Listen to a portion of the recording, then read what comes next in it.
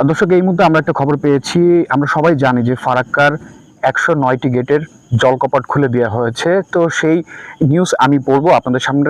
ফারাক্কার সব গেট খুলে দিয়েছে ভারত, ফের বন্যার আশঙ্কা বাংলাদেশে। বাংলাদেশে চলমান ভয়াবহ বন্যা পরিস্থিতি সামলে ওঠার আগেই ভারতের বিহার ও ঝাড়খণ্ডে বন্যার জেরে ফারাক্কার বাঁধের ১০৯টি গেট খুলে দিয়েছে ভারত। আজ সোমবার ২৬শে আগস্ট সেগুলো খুলে দেওয়া হয়। এতে বাংলাদেশে ঢুকবে একদিনেই ১১ লাখ কিউসেক পানি। বাঁধের ১০৯টি গেট খুলে দেওয়ায় পশ্চিমবঙ্গের মুর্শিদাবাদ সহ বাংলাদেশেও বন্যার আশঙ্কা তৈরি হয়েছে।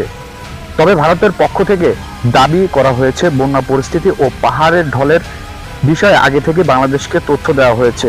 চাঁপাইনবাবগঞ্জ পানি উন্নয়ন বোর্ড উপবিভাগ প্রকৌশলী ভারপ্রাপ্ত মোহাম্মদ ময়েস উদ্দিন গণমাধ্যমকে বলেন, গত রবিবার মঙ্গলবার পর্যন্ত ফারাক্কায় ২৭টি গেট খোলা ছিল। আজ সোমবার বিভিন্ন গণমাধ্যমে দেখলাম মোট ১০৯টি গেট খুলে দেওয়া হয়েছে। এভাবে হঠাৎ এতগুলো গেট খুলে দিলে এই অঞ্চল বন্যার আশঙ্কা রয়েছে। গেটগুলো খুলে দেওয়ায় দেশের রাজশাহী, চাঁপাইনবাবগঞ্জ, পাবনা, সিরাজগঞ্জ, কুষ্টিয়া, রাজবাড়ী ও মানিকগঞ্জ সহ আশপাশের জেলাগুলোতে প্লাবিত হবে বলে আশঙ্কা করা হচ্ছে।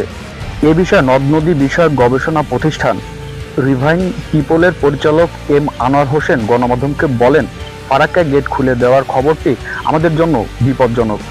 এর ফলে দেশের রাজশাহী, চাঁপাইনবাবগঞ্জ, পাবনা, সিরাজগঞ্জ, কুষ্টিয়া, রাজবাড়ী, মানিকগঞ্জ সহ আশপাশের জেলাগুলো প্লাবিত হবে বলে আশঙ্কা করা হচ্ছে।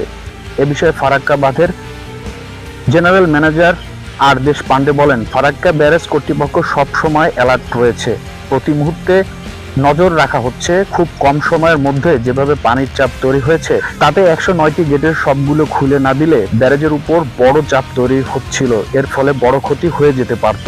তিনি আরো বলেন, আপাতত ফিডার ক্যানেলে ৪০,০০০ কিউসেক ও ডাউন স্ট্রিমে ১১ লাখ কিউসেক পানি ছাড়া হচ্ছে।